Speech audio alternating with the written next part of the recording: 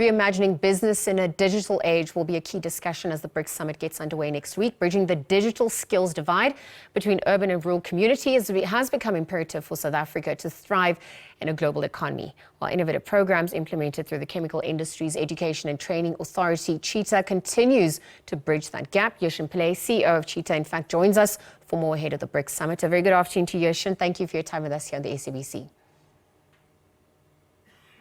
Thank you, Lizo, and good to be on the show. I wonder, just given the trends and the prospects at this point, perhaps as we edge closer to the BRICS Summit, reimagining business in a digital age, the skills of the future that's also required, what is being unearthed as we speak? Well, what we know for sure is that internet penetration, especially among South African schools, is extremely low relative to other countries at just over 20%. We know that we have limited access to data, to digital services, and generally to the internet. And so for this reason, what we see is rising digital inequality between the haves and the have-nots, and especially between urban and rural communities. And so ensuring that, firstly, we have the infrastructure in place, as well as the necessary digital skills, will be essential to making sure that we seize the opportunities provided by the fourth industrial revolution. Absolutely. So at this point, given those factors that you've alluded to, do you believe that CHIETA is on track at this point, especially in delivering on its mandate in terms of innovation, skills development, even supporting entrepreneurs at this point? What are you doing differently to ensure that we meet those standards? No, absolutely. What we've done is to adopt an eye for eye, or innovating for impact strategy. And it's really based on doing things differently. What we seem to achieve with this new strategy is to digitize skills development and training, but to take skills development and training to communities and not wait for communities to come to us. And so for this reason, we've established 3 smart skills centers. The first one being in Saldanha Bay in the Western Cape, the second being in the Eastern Cape, and the third, which the Minister for Higher Education and Training, Dr. Bladen Zimande, will open on the 1st of September in the deep rural community in Babanangu, KZN.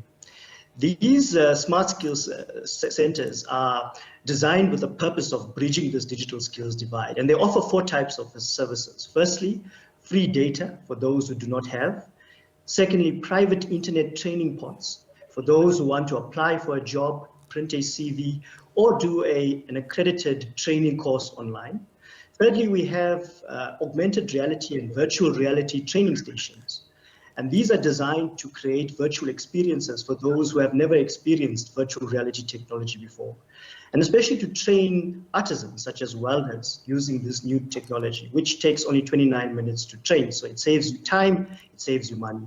And finally, what we've done for startups and SMEs and cooperatives is to have a smart boardroom with digital services, which includes digital access to digital equipment to plan, meet, and trade for those who are located in rural communities. So we think that with this portfolio of services in smart skill centers located in rural areas, we should be able to bridge the digital skills divide. We obviously need to, bridge the digital divide by looking at the differences in access in urban markets versus rural communities. You've launched the Smart Skills Center to ready them for the fourth industrial revolution. And I wonder at this point, what remains the biggest challenges in bridging that digital divide? What are the opportunities that also lie ahead for CHIETA at this point to mitigate and to assist in that regard? I wonder how the issue of leadership also comes to the fore. CHIETA had a clean audit for the 2022-2023 financial year. With such a track record, how does it instill trust and perhaps also ensure that the goals are reached? Absolutely. Trust is essential for success and for ensuring that we build credibility with our communities. It wasn't just only a clean audit. Yes, the clean audit is the basis for high performance in the sense that it means we have good governance, we have sound administration, and we have responsible financial management. But importantly, performance goes hand in hand with compliance, and so too does innovation, so that we actually make an impact in the communities that we serve. And so with this clean sheet of good administration, what we are aiming to do is to actually make a greater impact by exploring new ways of doing things. For example, artisan entrepreneurship, where we train not for the sake of training, which is creating more unemployment, but we train for the sake of having job creators. And so we have artisans who can actually create new jobs for others, start small businesses, grow their businesses, and actually have more opportunities for those who are unemployed. We're also exploring new innovative programs, for example, STEM programs for young women. We're also looking at more discretionary grants that we can award to virtual reality-based training. And we're hoping to become an AI-based CHIETA by 2030, whereby we'll also explore opportunities in artificial intelligence. And we want these opportunities to be massified so that it's not just a few who have access, but it is the vast majority of our country and our young people especially, who would be able to then create jobs not only for themselves, but for others. And so our whole focus is not on skills development, it's actually on sustainable livelihoods, because our role, we believe, is to improve the quality of life. No, absolutely. Yershen, I need to wrap up the conversation. We're obviously edging closer to the BRICS Summit, and I just wanted to know, what are some of the expectations? We're looking at the skills of the future. Some of them haven't really been mapped out as we look at the different scenarios also unfolding. And I wonder how this summit aims to, in your opinion, strengthen partnerships for South Africa, the global south, but also the continent at large. You spoke about it focusing on livelihoods as well. South Africa also navigating this fourth industrial revolution. Yes, and we believe that collaboration is actually the engine of innovation. So we need more collaboration, especially amongst the BRICS states. Hydrogen, for example, and the opportunities in the hydrogen economy is something that we have explored as CHIETA, or the chemical CETA.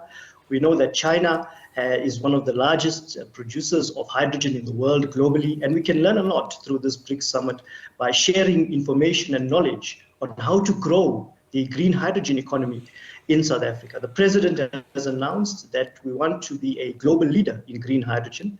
In order to do that, we need green hydrogen skills. And we've mapped out 17 green hydrogen skills that will be required to position the country as a global green hydrogen leader. And these include hydrogen systems engineers, hydrogen technicians, and various other emissions reductions managers, etc., which we will be planning as the chemical CETA to put training programs together and make sure we close the skills gap. So that's just one opportunity. We'll also be looking at other opportunities in the chemical industries, and more especially for greater collaboration efforts in order to drive these innovative programs in digitized training.